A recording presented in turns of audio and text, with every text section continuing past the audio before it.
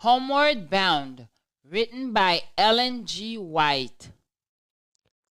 My hope is built on nothing less than Jesus' blood and righteousness.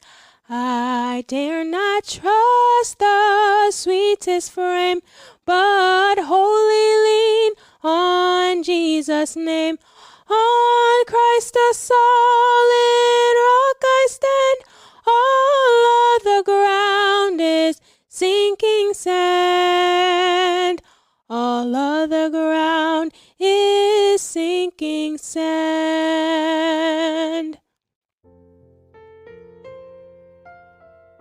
Key to Heaven's Storehouse, May 2nd. The key in the hand of faith. And whatever things you ask in prayer, believing you will receive. Matthew 21, verse 22. What can the angels of heaven think of poor, helpless human beings who are subject to temptations, when God's heart of infinite love yearns towards them, ready to give them more than they can ask or think, and yet they pray so little and have so little faith? The darkness of evil warns and closes those who neglect to pray. The whispered temptation of the enemy entices them to sin, and it is all because they do not make use of the privileges that God has given them in the divine appointment of prayer. Why should the sons and daughters of God be reluctant to pray, when prayer is the key in the hand of faith to unlock heaven's storehouse? Where are the treasured and boundless resources of omnipotence? Without unceasing prayer and diligent watching, we are in danger of growing careless and of deviating from the right path. The adversary seeks continually to obstruct the way to the mercy seat, that we may not, by earnest supplication and faith, obtain grace and power to resist temptation. There are certain conditions upon which we may expect that God will hear and answer our prayers. One of the first of these is that we feel our need of help from Him. He has promised, "I will pour water upon him that is thirsty and floods upon the dry ground." Isaiah 44 verse 3. Those who hunger and thirst after righteousness, who long after God, may be sure that they will be filled.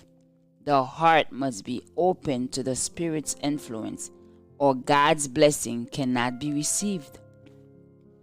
Our great need is itself an argument and pleads most eloquently in our behalf. But the Lord is to be sought unto do these things for us. He said, "Ask, and it shall be given unto you." And he that spares not his own son, but delivered him up for all, how shall he not with him also freely give us all things? Matthew 7 verse 7, Romans 8 verse 32. If we regard iniquity in our hearts, if we cling to any known sin, the Lord will not hear us. But the prayer of the penitent, contrite soul is always accepted. When all known wrongs are righted, we may believe that God will answer our petitions. Our own merits will never commend us to the favor of God. It is the worthiness of Jesus that will save us, His blood that will cleanse us.